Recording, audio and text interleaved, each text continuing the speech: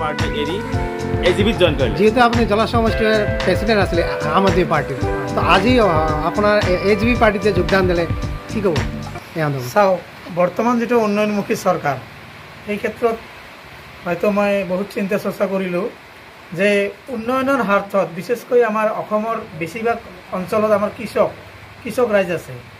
সেই ক্ষেত্ৰত মই ভাবিলোঁ যে অসম গণ পৰিষদৰ দলৰ জৰিয়তে আমি যদি কৃষকসকলক মানে সাধাৰণ খাটি খোৱা মানুহৰ উন্নয়নৰ হাৰত মই আম আদমি পাৰ্টিৰ পৰা মানে পদত্যাগ কৰি আজি অসম গণ পৰিষদত যোগদান কৰাৰ কাৰণে মন মেলিছোঁ। আৰু চৰকাৰৰ পক্ষত থাকি ৰাইজৰ হৈ ৰাইজৰ অধিকাৰ বিশেষকৈ সাধাৰণ মানুহৰ অধিকাৰ যাতে সাব্যস্ত কৰিব পাৰোঁ, এই স্বাৰ্থত মই আজি অসম গণ পৰিষদত যোগদান কৰিছোঁ। ইয়াৰ বাহিৰে কোনো স্বাৰ্থ নাই। মই আম আদমি পাৰ্টিত ছ'চিয়েল মিডিয়াৰ সম্পাদক আছিলোঁ। এতিয়া আজি মই অসম গণ পৰিষদত যোগদান কৰিলোঁ, জিয়াৰুল্লাৰ নেতৃত্বত যোগদান কৰিলোঁ। জলেশ্বৰ সমষ্টিত